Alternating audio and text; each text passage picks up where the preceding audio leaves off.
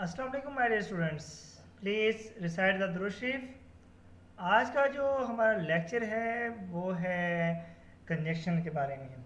आज हम पढ़ने जा रहे हैं कंजक्शन को। हमने जो पार्ट्स ऑफ स्पीच का जो एक सीरीज स्टार्ट की थी उसमें एक पार्ट आता है कंजक्शन को।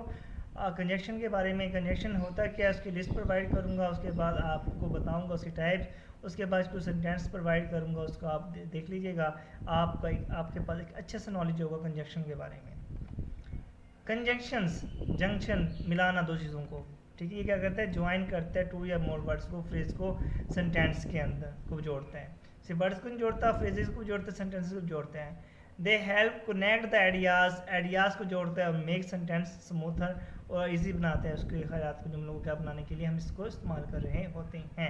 अब इसकी लिस्ट देख लेते हैं। जैसे कि आपके पास आ जाता है माय डियर स्टूडेंट कंजक्शन में एंड और but, because, if, till, when, although, so, that, ये सारे कंजक्शन होते हैं। Therefore, otherwise, not, to speak of, even. अब इसकी टाइप्स में देखें, इसके 3 मेन टाइप्स हैं, जिसमें से पहले टाइप्स क्या है, कोऑर्डिनेटेड कनेक्शन जो होते हैं। ये क्या करते हैं, इक्वल जो ग्रामेटिकल रैंक के होते हैं ना क्लॉज, उसके अंदर आप क्या करते हैं, बात करते हैं। This conjunction connect the words, phrase या इंडिपेंडेंट क्लॉज। दो क्लॉज होते हैं, डिपेंडेंट और इंडिपेंडेंट क्लॉज। जैसे कि आप कहते हो कि आपके पास जैसे Ahmad is present, Talha is present too. आप आगे आपको एग्जांपल देता हूँ। इंडिपेंडेंट क्लास होते हैं जो खुद क्या करती हैं, वो किसी पे डिपेंड नहीं करती, अपना मीनिंग करने में करती है। जैसे कि अगर हम देखें अहमद इज़ प्रेजेंट, अहमद क्या है, मौजूद है, तो सेंस दे रहा है, तो ये क्या है, इंडिपेंडेंट क्लास है, उस पर किसी पे डिपेंड होकर बात नहीं की, तो ये इंडिपेंडेंट क्लास होते हैं। इक्वल ग्रामेटिकल रैंक, इसमें रैंक होती है। अगर वहाँ पे नाउन है, यहाँ भी नाउन होगा। अगर वहाँ पे वर्ब है, यहाँ भी वर्ब होगा। अगर वहाँ पे क्लॉज है इंडिपेंडेंट, यहाँ पे इंडिपेंडेंट क्लॉज होगा। इक्वल ग्रामेटिकल रैंक की बात करते हैं। I like milk but I don't like T, ठीक है। वर्क हार्ड यू विल और यू विल फेल। तो आपके पास जो होता है, जैसे कि फैन बॉय, FAN, ठीक है, एक fan FAN BOYS, boys.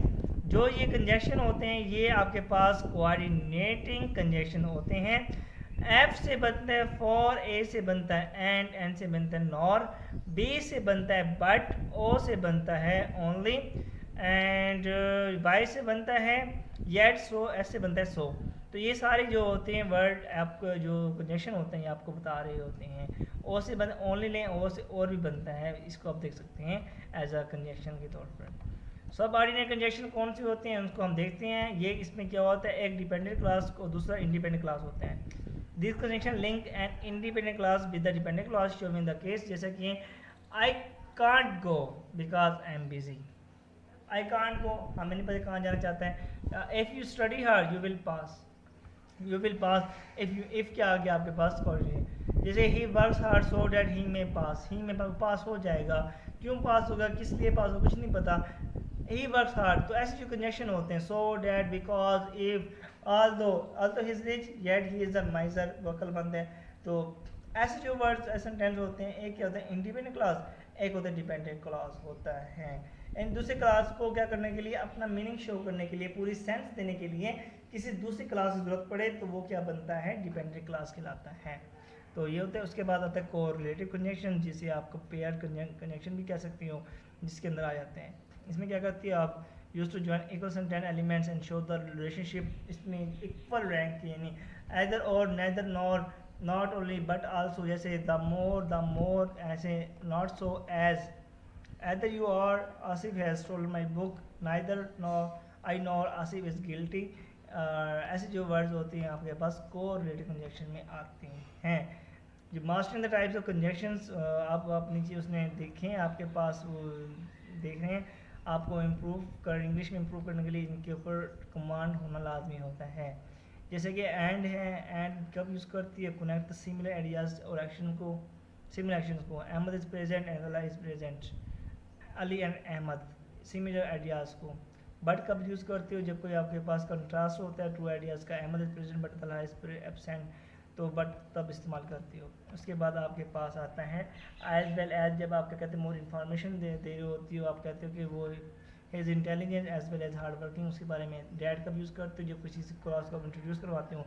He said that he is he was busy, आप इंट्रोड्यूस करवाए शी इज़ डैट, कहते शी इज़ टायर्ड, तो ये आपके पास आ जाता है। अब इसके बाद आपके पास नीचे आप देखते हो देयरफॉर कब यूज़ करते हो कोई रीज़न को रिजल्ट को बताने के लिए, कि आप बताने के लिए आप कहते हो I am ill therefore I can't come to college, और otherwise use to give warning या कंसिक्वेंस, अदरवाइज अगर आप ये काम नहीं करेंगे otherwise you will face it, otherwise जब you work hard otherwise you will fail, आप जब जब किसी को वार्न कर रहे होते हो तब आप उसको बता रहे होते हो। आस्क्ड इफ़, ऐसे ही आपके पास either neither because since as for ये although as soon as least negative के लिए होते हैं ना, तो नॉट ओनली हो गया बट आल्सो हो गया, so that may not speak of, even हो गया, द मोर हो गया, जितना उतना ही नहीं गया, मोर नॉट सो एज, और इस तरह की आप क्या होती हैं सारी क्या होती हैं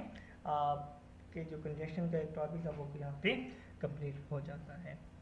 I hope you understand it. अगर फिर भी कोई कन्फ्यूजन होती है आप कमेंट्स के ज़रिए मुझे बता सकती हैं, मैं इससे भी आसान करके आपको बताने की कोशिश करूँगा। और अपना ख्याल रखिएगा। पाकिस्तान जिंदाबाद। अल्लाह हाफिज़।